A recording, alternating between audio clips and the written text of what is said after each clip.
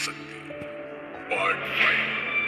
कहानी में अब तक आपने देखा कि स्टेशन मास्टर से बचकर रेवती और विक्रम सही सलामत अपने गांव पहुंचते हैं, जहां रेवती विक्रम से मिलने का वादा तो करती है पर आती नहीं। इसलिए खुद विक्रम बेचैनी में जंगल के अंदर उस गांव में पहुंच जाता है, जहां एक तांत्रिक से रेवती की शादी होने वाली होती है। पर इससे पहले कि रेवती की शादी होती, विक्रम उसे वहां से भगा कर ले जाता है और गुस्से में तपस्वी मृगांक उन दोनों को श्राप दे देते हैं। फिर आगे क्या होता है देखिए इस कहानी में। रेवती शादी छोड़कर विक्रम के साथ भाग तो निकली, लेकिन उन दोनों को तपस्वी मृगांक के श्राप का कोई अंदाजा नहीं था। ना ही उन्हें ये पता था कि उनकी जिंदगी आगे किस मोड़ पर जाने वाली है। विक्रम अपनी बड़ी हवेली पर रेवती को लेकर चला तो आता है, पर उसे वहां कोई थोड़ी भी जगह देने को तैयार नहीं था, क्योंकि विक्रम का खानदान सामोली में सबसे रईस खानदान था और उनकी नजर में रेवती मामूली सी जंगली लड़की थी। विक्रम के पिता तो उसकी शादी पड़ोस के गांव के ठाकुर की बेटी से करवाना चाहते थे, पर विक्रम घर का इकलौता वारिस था, इसलिए सबको उसकी मर्जी के आगे झुकना पड़ा। लेकिन फिर रेवती के लिए किसी का मन नहीं बिगड़ा। एक रात हवेली रेवती भी बस विक्रम के बारे में सोचकर उस घर में रहने लगी, जैसे कोई कभी उसके लिए ससुराल वालों का मन बिगड़ेगा।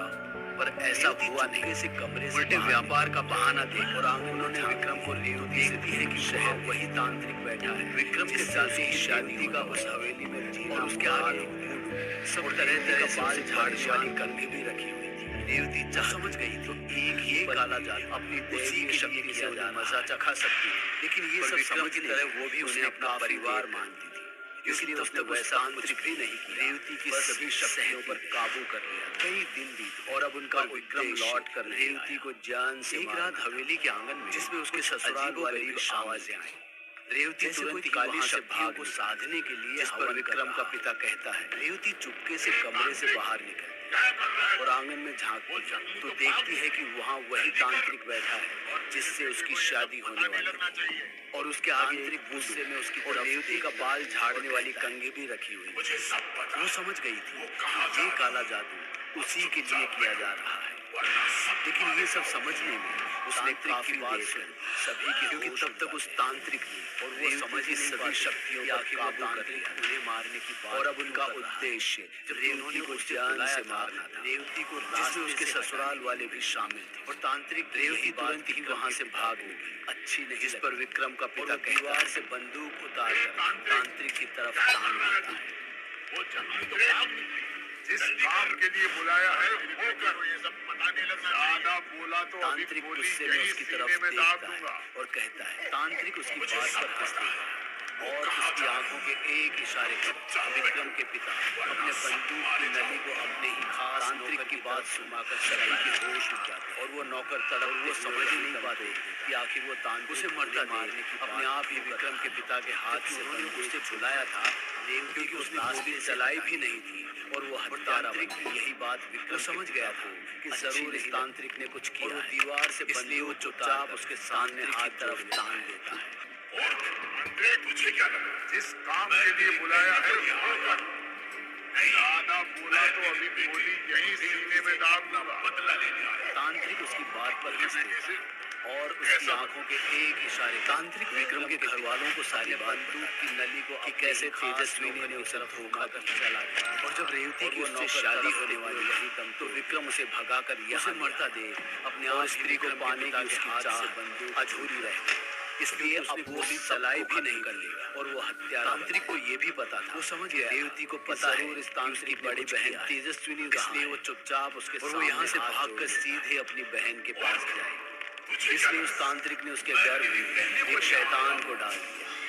रेवती जब घने जंगल में अपनी बहन के पास पहुंची तो तेजस्विनी उसके गर्भ को निहारने लगी, और जब उसने रेवती से इसके बारे में पूछा, तांत्रिक विक्रम के घर वालों को सारी बात बता। उसके पास इसका कि कैसे तेजस्विनी ने उसे धोखा, आखिर वो अचानक रेवती की उससे शादी होने वाली थी, विक्रम उसे भगाकर यहाँ विक्रम का नाम निकला और स्त्री को पाने बहन को सारी सच्चाई बताने की कोशिश की, इसलिए उसके पेट में एक तेज दर्द उठा जिसके बाद को ये भी पता था कि रेवती को पता है कि उसकी बड़ी बहन तेजस्विनी को जन्म का बदला लेकर रहे और वो यहाँ से भागकर उधर तांत्रिक ने विक्रम के सभी घर वालों को इसलिए उस तांत्रिक घाट उतार दिया था एक शैतान, ताकि जब विक्रम लौट कर आए तो उसे ऐसा लगे कि रेवती सबको खत्म करके वहाँ से उसके गर्भ को निहार, और हुआ भी ऐसा ही। और जब उसने विक्रम घर लौटा इसके बाद उसे बस अपनों की लाशें मिली, पर रेवती कहीं उसके पास इसका कोई जवाब, और वो ये मानने को तैयार ही नहीं था कि रेवती ऐसा कर सकती है।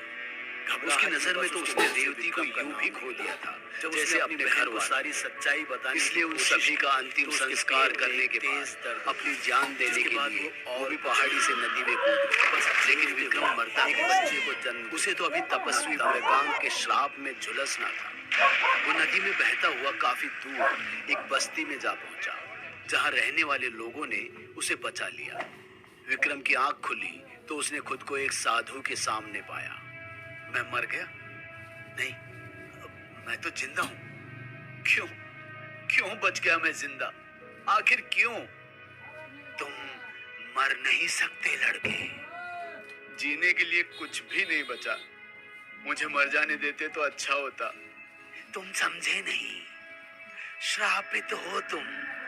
ना अपनी इच्छा से मर सकते हो, ना ही तुम्हारी उम्र बढ़ेगी। लेकिन ये मत समझना कि तुम अमर हो गए, क्योंकि तुम इस जिंदगी को जी भी नहीं पाओगे। ये श्राप और तुम्हारा वियोग तुम्हें जीने नहीं देगा। इतना सुनते ही विक्रम वहां से उठकर मायूस होकर बाहर चला गया और एक अंतहीन सफर पर निकल पड़ा, जहां उसे अकेले ही चलना था। लगभग 2 दशक चाहता हूं तेजस्विनी, तुम्हें मेरी हो जाओ, बदले में मैं इसकी जान बख्श दूंगा। मंजूर है मुझे। नहीं, तुम ऐसा बिल्कुल मत करो। बन जाने दो मुझे पत्थर। वैसे भी मुझे जीना नहीं है। तेजस्विनी उसकी बात बिल्कुल भी नहीं सुनती और तांत्रिक की ओर अपना हाथ बढ़ा देती है और दोनों वहां से गायब हो जाते हैं। उसके जाते ही विक्रम पूरी तरह से आजाद हो जाता है और तेजस्विनी को ढूंढने लगता है, पर उसे तेजस्विनी कहीं नहीं मिलती। वो भागता हुआ जंगल में एक बार फिर से तांत्रिकों के गांव में पहुंच जाता है और ढूंढने लगता है तपस्वी मृगांक को। तपस्वी, आप यहाँ बैठे हैं? आपको पता भी है आपकी बेटी के साथ क्या हो रहा है? सब ज्ञात है मुझे। विधि का विधान है, मेरा कोई बस नहीं इस पर। आप बिना मर्जी के शादी तय कर सकते हैं, हमें श्राप दे सकते हैं, लेकिन अपनी बेटी को उस तांत्रिक से नहीं बचा सकते। वचनबद्ध हूं मैं। ये अच्छा बहाना है। इससे आगे की विक्रम कुछ और कह पाता। मृगांक खड़े हुए और पीछे देखते हुए बोले, वचनबद्ध मैं हूं विक्रम, तुम नहीं। उनसे मदद मांगो जिसने उस स्टेशन मास्टर से तुम्हें बचाया था। किससे? गजराज से। विक्रम तपस्वी मृगांक से सभी कुछ जान वापस जंगल की ओर निकल जाता है। उधर वो तांत्रिक एक हवन कुंड के पास बैठ तेजस्विनी पर कुछ मायावी मंत्र पढ़ रहा था। तेजस्विनी, बस कुछ ही पलों की देरी, उसके बाद हम एक हो जाएंगे और हमारे संयोग से जो नवजात जन्मेगा उसकी शक्तियों के सामने कोई नहीं टिक पाएगा।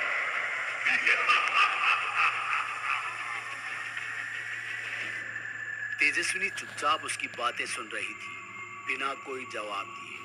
लेकिन तभी कुछ ऐसा होता है कि उसके चेहरे पर मुस्कान आ जाती है और तांत्रिक की भौहें तन जाती है। आसमान में तेज गर्जना के साथ बादल अपनी बहन को यूं आंखों के सामने मरता देख अचानक से उसने उस नवजात को अपने हाथों में उठाया और उसमें से ये कसम खाई कि रेवती की मौत के जिम्मेदार विक्रम सवार होता है, उसकी मौत का बदला लेकर को देख तांत्रिक ने विक्रम के सभी आंखों को बंद के घाट शक्तियों का इस्तेमाल किया ताकि जब विक्रम लौट कर आए उसकी शक्तियों का ऐसा लगे कि जोर से गरज करके वहां से और उसके गरजने की और हुआ भी ऐसा। विक्रम के चारों तरफ एक सुरक्षा बस अपनों की लाशें मिली जिससे टकराकर तांत्रिक की शक्तियां उस पर ये मानने को तैयार ही नहीं, वो सीधे जाकर ऐसा कर सकता है। और उसकी नजर में तो उसने रेवती को यूं भी खो दिया था जैसे विक्रम गजराज के ऊपर से उतर, इसलिए उन सभी का अंतिम संस्कार करने के बाद और अपनी जान देने के सामने वो भी पहाड़ी से नदी में कूद गया। लेकिन विक्रम मरता कैसे? उसे तो अभी तपस्वी मृगांक के श्राप में झुलस न पाया। गजराज में बहता हुआ काफी दूर सूंड बस्ती में जार से सहला कर देते हैं और वहां से गायब हो जाते हैं। विक्रम एक नजर तेजस्विनी को मुस्कुरा कर देखता है और वहां से जाने लगता है। विक्रम, इतनी दूर आकर बिना रेवती से मिले चले जाओगे तुम? इतना सुनते ही उसके कदम रुक जाते हैं और वो चमकती हुई आंखों के साथ तेजस्विनी को देखने लगता है। तेजस्विनी भी विक्रम को वहां से सीधे रेवती की समाधि पर ले जाती है। विक्रम उसकी समाधि को देख घुटने के बल बैठ जाता है और उसकी आंखें डबडबा जाती है। वो अपनी बाहों को फैला उसकी समाधि की आगोश में चला जाता है, जिसे देख तेजस्विनी की आंखें भी भर आती हैं। वैसे भी विक्रम का प्यार जिस्मानी नहीं था, जो सिर्फ जिंदगी के साथ रहता है, रूह से